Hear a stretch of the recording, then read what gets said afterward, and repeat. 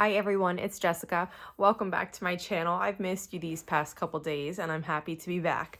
Today we're working on another week of the Starry Magic quilt along, and this week we're making these small chain blocks. Now the small chain block looks like this. We need to make 32 of these for our quilts, so let's walk through how to make this block.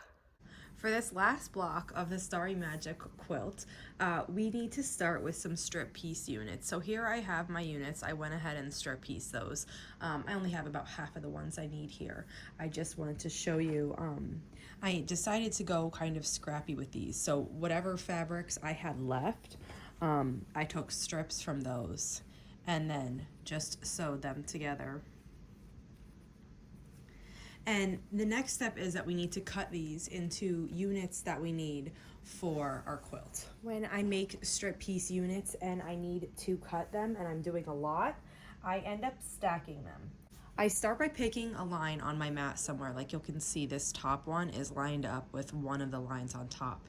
And then I will go down a little bit and stack another one.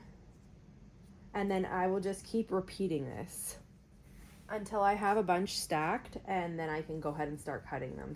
And then I start by cutting off this is the selvage edge. I lined all the selvage edges up on one side. So I start by cutting those off.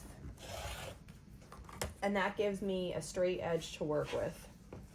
And then I just cut in the intervals that I need. Now it depends on what size you're making to know what size to cut.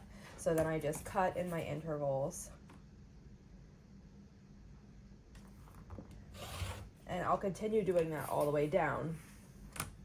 But what you're left with then are pieces that are cut. And because you stacked them, it was really quick to do. And then for our block, we're going to need 4 of these. I'm going to mix these up and pick 4 different ones. They're not all going to have 4 different ones because eventually I'm just going to pick random. But that's what I'm going to do for these. So we'll take these over to the sewing machine and then start sewing our block together. I brought our pieces over to the machine, so we need 4 of these 2-patch units.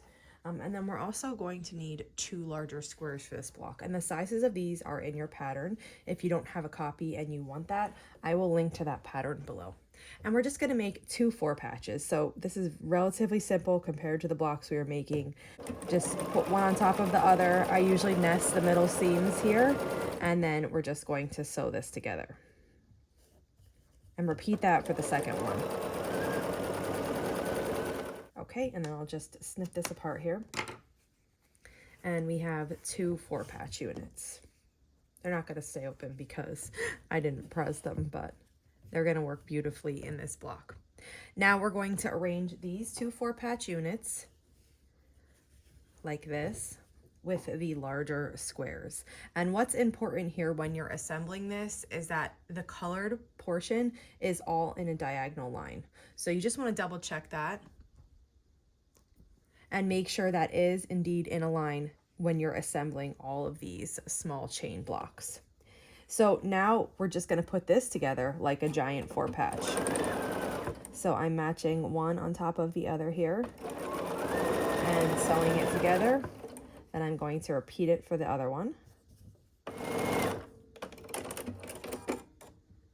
And when I open it up, this is what it looks like. Again, I'm checking to make sure I have this diagonal line of color.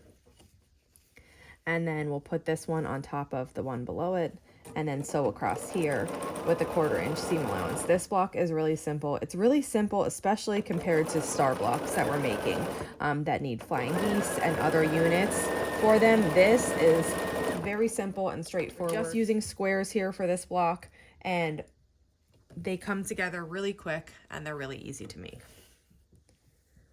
Now that wraps it up for today. Here is the block that we just made. If you have any questions on this block or any block in the Starry Magic quilt along, just let me know. And I will be back Monday with more videos for you. Also, if you're looking for any videos that you'd love to see in the month of December, maybe leading up to Christmas, quilted gifts or anything like that, let me know in the comments and I will try my best to make videos with your suggestions. Thanks so much for following along, and I'll see you back here on Monday.